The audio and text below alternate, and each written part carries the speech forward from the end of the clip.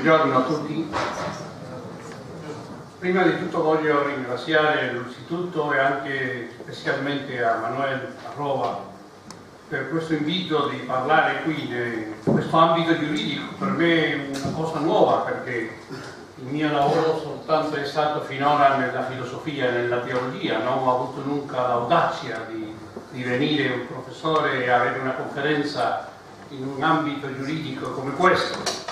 Ma in tutto caso farò la mia riflessione e aspetto che questo possa essere anche un aiuto per la riflessione sulla norma missionis, sulla funzione del diritto della Chiesa. La mia riflessione, il titolo è dato l'identità e la missione della Chiesa nelle società post-secolari. In questo momento ci sono nuovi orientamenti e impulsi nella teoria, nella filosofia e nella sociologia che obbligano ad una riflessione attuale sull'identità e anche la missione della Chiesa. Inoltre, il pontificato del Papa Francesco promuove nuove opportunità per rinnovare e approfondire le vie aperte per il Concilio Vaticano II. Il secolo XXI è una nuova fase della storia, quella della terza rivoluzione industriale, della postmodernità e della secolarizzazione. Prima di tutto parlerò dell'attuale struttura teologica fondamentale, la missione e la cristologia. La missione diventa l'asse strutturale della teologia d'oggi, anche nella cristologia. L'identità personale dipende da un progetto di vita che abbia senso. Si assiste oggi alla rivalutazione del Gesù storico sul Cristo della fede e all'importanza della teologia del Regno di Dio come fondamento della missione. Il battesimo di Gesù genera una conversione esistenziale nel senso di un cambio di vita. Il Regno diviene il suo progetto di salvazione. Questo sviluppo significa anche una nuova concezione per il progetto di Gesù. Il progetto di Gesù è vincolato al Regno di Dio, a rinnovare l'alleanza e la fede di Israele. All'origine, la sua missione era diretta a tutti i destinatari ebrei, ma progressivamente diventò più aperta agli altri. Possiamo parlare di un'evoluzione di Gesù in confronto con la fede dei personaggi pagani. Questa dinamica continuò dopo la morte di Gesù e soltanto a partire dallo Spirito Santo c'è una nuova consapevolezza dell'identità di Gesù e anche del significato della missione della Chiesa. La discontinuità si dà nella continuità fondamentale e l'evoluzione è allo stesso tempo trasformazione di forma e di contenuto. La creatività è anche il dono dello Spirito.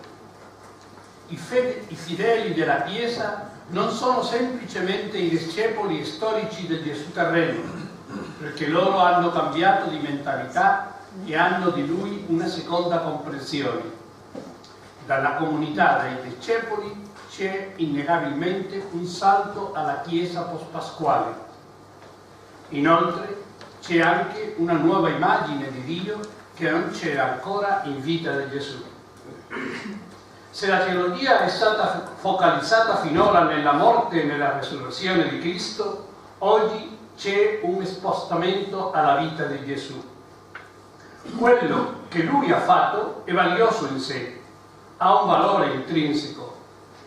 Se dobbiamo oggi vivere nella società secolare come se Dio non esistesse, nel senso che Dio non interviene direttamente nella gestione degli affari umani, c'è necessario affermare anche che la vita di Gesù in sé stessa ha una significazione universale per tutti gli uomini.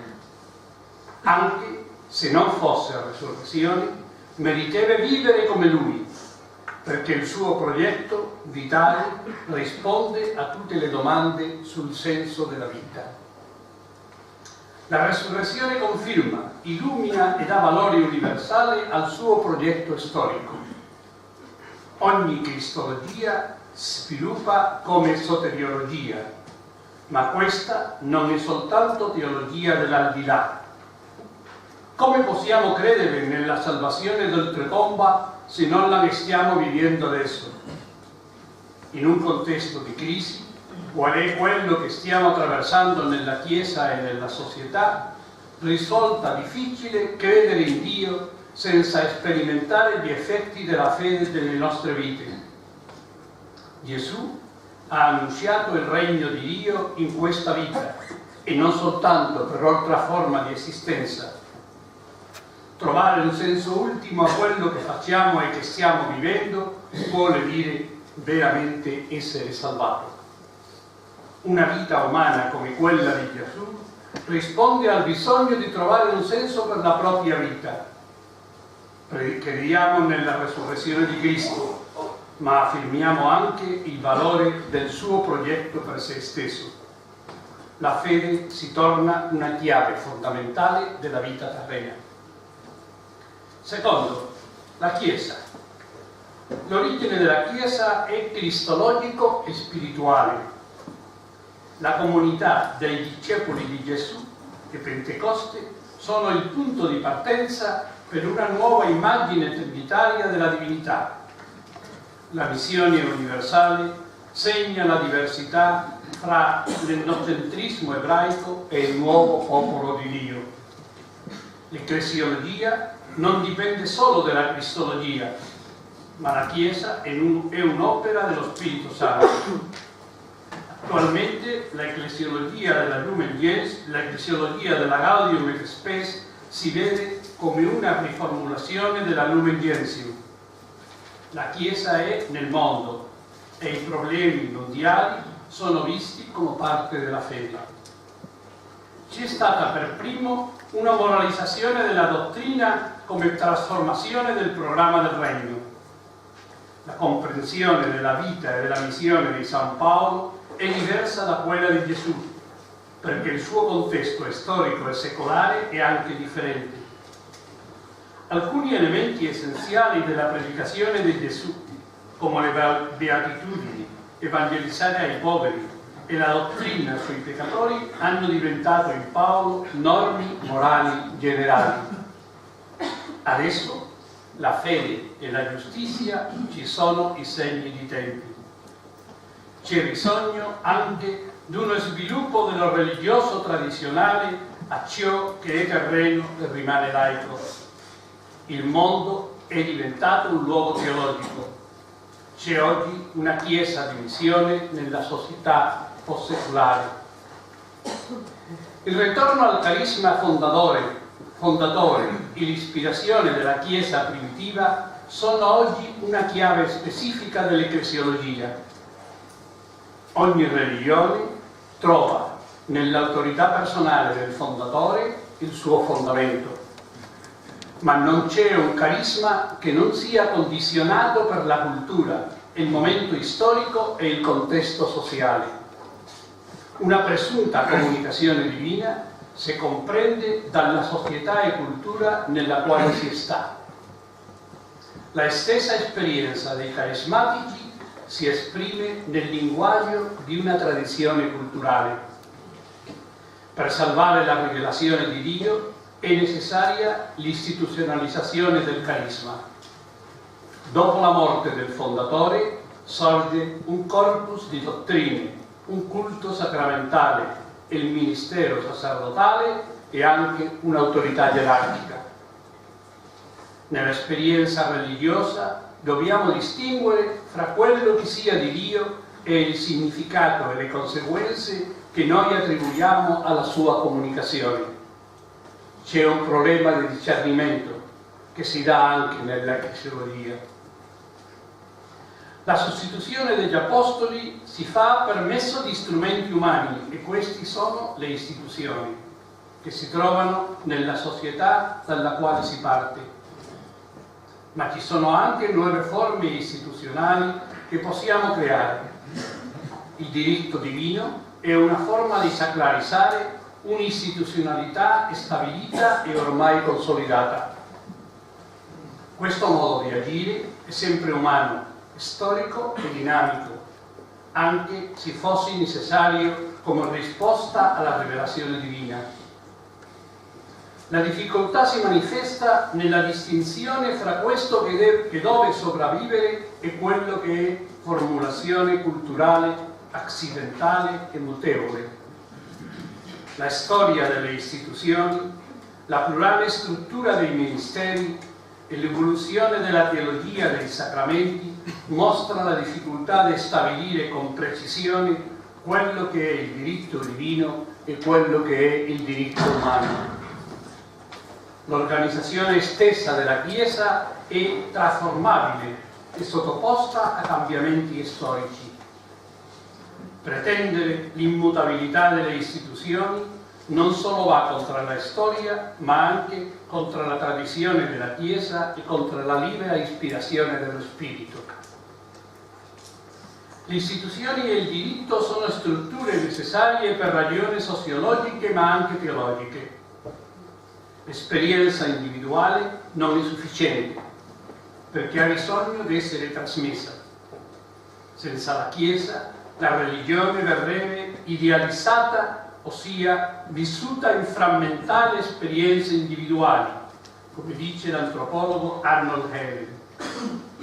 La comunità non è una mera somma degli individui, ma ha un'entità superiore.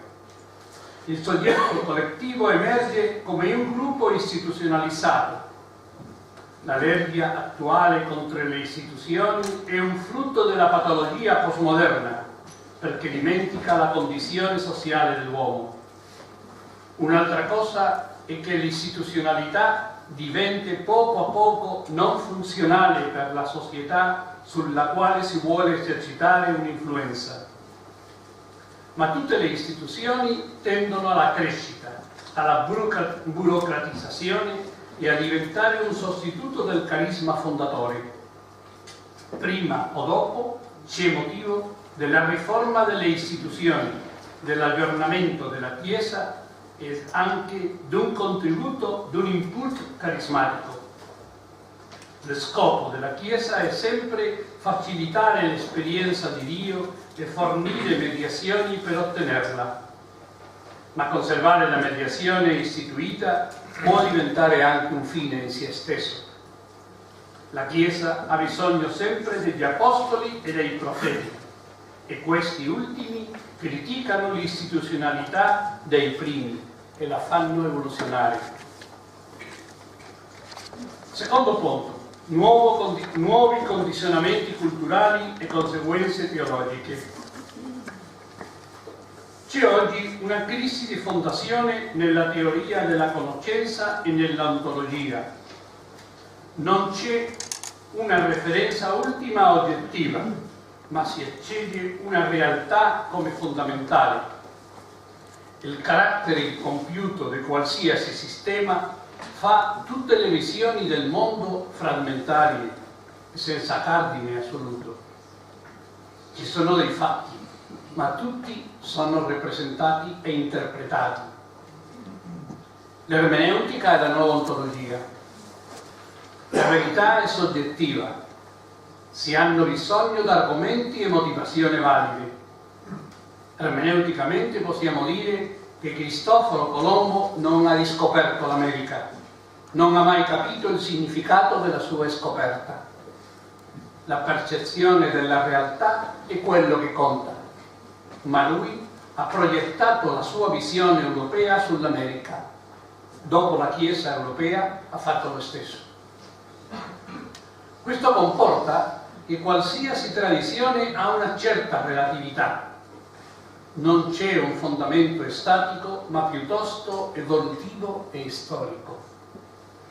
La discontinuità e le rotture sono parte di qualsiasi tradizione. Il nichilismo, come atteggiamento odierno, è il pericolo per le proprie convinzioni. Ma il dubbio e la domanda non sono segno di incredulità, neanche lo scetticismo, ma per contro ci sono segnali di ricerca e di presa di coscienza nella propria vulnerabilità e contingenza. La cultura odierna è antifondamentalista, La predicazione bisogna gettare un ponte tra la realtà sociale e il Vangelo. C'è bisogno di un cristianesimo culturale incardinato nella realtà secolare. Questa ermeneutica comporta delle ripercussioni per l'ecumenismo e il dialogo tra le religioni.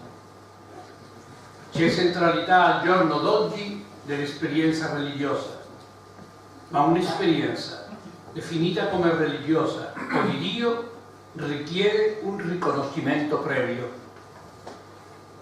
E questo riconoscimento è interpretativo, culturale e religioso. L'attuale divisione e varietà del cristianesimo significa che tutte le chiese e le confessioni religiose sono incomplete e particolari, ma tuttavia in grado diverso. L'unità non può venire dall'uniformità che non c'è, ma bisogna accogliere la pluralità storica del cristianesimo. La competitività delle chiese è diventata una grande barriera per evangelizzare, ma può essere anche un'opportunità per il dialogo e la presa di coscienza della propria frammentarietà. Nella postmodernità il fatto della pluralità è un valore in sé stesso, non soltanto un fatto. La soggettivizzazione e la diversità delle esperienze religiose fa oggi quasi impossibile un modello unico di rivelazione e molto meno che questo abbia alla lettera carattere universale. Il cristianesimo storico non ha l'esclusività né il monopolio per rincontrare Dio. Ma questo non significa un multiculturalismo delle religioni, neanche il deismo astratto, neppure l'alienamento paritario di tutte le religioni che comporterebbe alla fine l'indifferenza. Come dice il Papa Francesco, dobbiamo essere firmi nelle proprie convinzioni, ma aperti a dialogare, Evangelii Gaudium, aperti anche a un processo di discernimento. La missione significa essere testimone di Cristo, ma anche accettare la particolarità storica di Gesù senza identificare il significato universale della rivelazione con l'interpretazione letterale di quello che lui ha detto e ha fatto. Il Gesù ebreo è condizionato per un contesto culturale e religioso, come Paolo e gli altri apostoli. La Chiesa ha bisogno di un discernimento fra la rivelazione stessa e il medio culturale che la esprime. Il seme di Cristo e l'ispirazione dello Spirito permettono oggi l'apertura alle altre religioni e culture che possono arricchire lo stesso cristianesimo. Perciò c'è bisogno dell'ecumenismo e anche di una teologia del dialogo tra le religioni. La correlazione in sua veste costituisce il carattere particolare e contingente di qualunque prospettiva. Della pretensione di universalità astratta passiamo ad una visione concreta ed specifica che si apre al dialogo con le altre comunità. Possiamo parlare del riconoscimento dell'altro ed anche di una fusione degli orizzonti, come dice Gadamer. L'inculturazione comporta mescolamento, che avvenga l'ibridazione. Non c'è nessuna neutralità. Tutti siamo condizionati. Il contesto sociale e il momento storico sono costituenti dell'identità propria, personale e di gruppo. L'essere nel mondo all'epoca della globalizzazione vuol dire che ci sono molti appartenenze.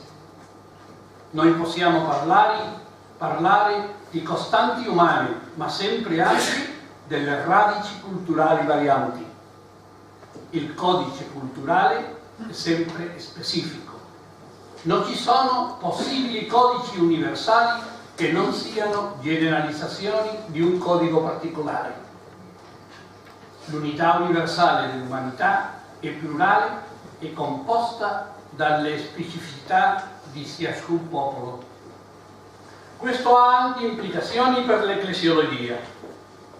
La globalizzazione è un segno del nostro tempo e implica uno spostamento profondo. Nella ecclesiologia degli ultimi anni è stata una controversia teologica fra i teologhi Ratzinger e Casper, sostenuto questo ultimo per Congar e Delibac. Inoltre si sono sviluppati numerose discussioni sulle conseguenze delle due ecclesiologie, il significato della collegialità e il posto della Chiesa romana nell'insieme delle Chiese. La Chiesa universale, come diceva Casper, non è anteriore né ha la priorità rispetto alle Chiese particolari, ma si costituisce come comunione di queste.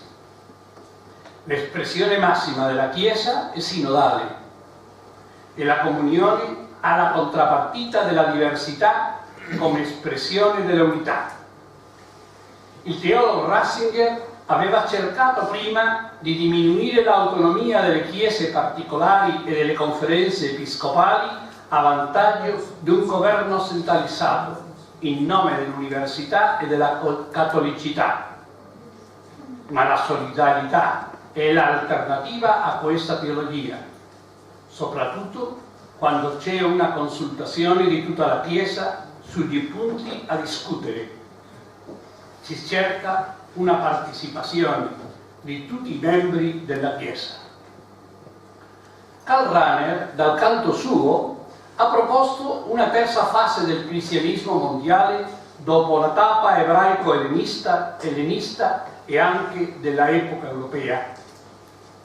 Soltanto oggi possiamo parlare di una Chiesa veramente cattolica, mondiale, nel senso geografico e demografico, ma ci vuole anche una pienezza nel senso della pluralità delle culture. La colonizzazione ecclesiastica ha impedito un modello di Chiesa diverso dall'esempio europeo. C'è stata una inculturazione nell'impero romano, ma non c'è stata nell'America indiana, né in Africa, né in Asia. Il fallimento della proposta dei ricchi e nobili ha determinato tutta l'evoluzione della teologia e della stessa Chiesa, fino al Concilio Vaticano II. La Chiesa cattolica d'oggi appare a tutti come una mostra della cultura occidentale. La globalizzazione richiede superare l'identificazione del cattolicesimo come il tipo europeo. La culturazione e la mediazione per la descolonizzazione ecclesiastica. Inoltre, la riforma del pontificato è la chiave per il decentramento. Il Papa ha il primato della Chiesa universale, ma è vescovo di Roma, il patriarca d'Occidente. La struttura dei patriarchi permetterebbe di rinnovare la Chiesa con nuove istituzioni patriarcali in altri continenti. Il memorandum Rahner-Fries propone a sua volta un consenso di tutte le Chiese sul primo millennio e un accordo per non attaccare lo sviluppo dogmatico delle altre Chiese. Questo è il suo programma per l'ecumenismo, ma anche suggerisce di prendere in considerazione alcune questioni di queste tradizioni per riformare quella propria. C'è bisogno di assumere la plurale identità storica e teologica di tutte le Chiese cristiane. Alla radice di questo progetto sta la cultura postmoderna, che diventa generale a causa dell'occidentalizzazione del mondo. Il dinamismo postmoderno si oppone alle istituzioni, rifiuta le ideologie forti e mantiene una valorazione positiva dell'esperienza particolare. La democrazia e la società civile sono le alternative allo Stato nazionale omogeneo. Si stimolano le differenze, si sviluppano gli scambi dei popoli e si promuove l'interculturalità come un'alternativa al colonialismo. Il nuovo modello di società ha anche influenza sull'ecclesiologia. La crisi delle istituzioni determina anche la Chiesa, che ha bisogno di un nuovo modello più orizzontale e democratico. Dopo la pace in terris, il Magistero della Chiesa ha accettato la validità della democrazia come forma adeguata per organizzare la società. Gli esseri umani hanno la libertà di scegliere le persone investite di autorità. Non si può pensare che questo nuovo contesto sociale e le ideologie democratiche non avranno influenza nella stessa Chiesa. Nella storia del cristianesimo ci sono molte espressioni di partecipazione dei laici e della comunità che sono più vicine alla sensibilità moderna che l'attuale struttura organizzativa della Chiesa. La crisi di identità dell'individuo fa più necessaria che mai l'appartenenza alla Chiesa. L'individuo da solo non può sopravvivere come cristiano nella pluralità della società secolare. La solitudine è una marca specifica dello stile di vita della società attuale. C'è una carenza di relazioni interpersonali che indeboliscono la personalità e che fanno i cittadini facilmente influenzabili dai mezzi di comunicazione. Per questo la comunità ecclesiale è oggi più necessaria che nunca. La Chiesa comunità ha più capacità di evangelizzazione che l'istituzione gerarchica. Ma la Chiesa d'oggi non è attraente e non influisce sulla cultura, soprattutto nella società dei giovani. Il Concilio Vaticano II ha stabilito la base per una ecclesiologia dal popolo di Dio, per la comunità e anche per i laici. La vecchia ecclesiologia è stata fondata sul binomio clerici-laici. Oggi la Chiesa può essere fondata sul dualismo comunità e pluralità dei ministeri e dei carismi. L'aggiornamento domanda un ruolo importante dei laici nella struttura manageriale. Il futuro della Chiesa sarà sempre più dipendente dai laici ed anche delle donne. La clericalizzazione e la crescente istituzionalità della Chiesa ha ridotto al minimo il ruolo e i compiti dei laici, ma nella società secolare sono loro e non i clerici quelli che hanno il protagonismo, perché molti di essi sono immersi nella vita familiare, lavorale, politica, sociale, eccetera, a differenza dei preti e dei religiosi. Una parrocchia non può sopravvivere senza una comunità dei laici, ma invece sono i preti quelli che comandano da soli senza ascoltare a volte il parere degli altri membri della parrocchia. L'Ecclesia sempre reformata è il presupposto dell'attuale missione del mondo. La struttura attuale della Chiesa proviene dalla cristianità e non è più adeguata alle esigenze specifiche del nostro mondo secolare. Non c'è un problema congiunturale, ma invece ci è stato trasformato in una necessità strutturale e permanente. La più grande difficoltà è in Europa. La rinnovazione è più facile nelle altre chiese perché il peso del passato è meno forte e c'è una maggiore attenzione alle necessità pastorali di oggi. Il paradosso è che la tradizione sia un riferimento per salvaguardare l'identità di provenienza, ma si abbia trasformata in un grosso ostacolo per l'aggiornamento del carisma fondamentale degli inizi.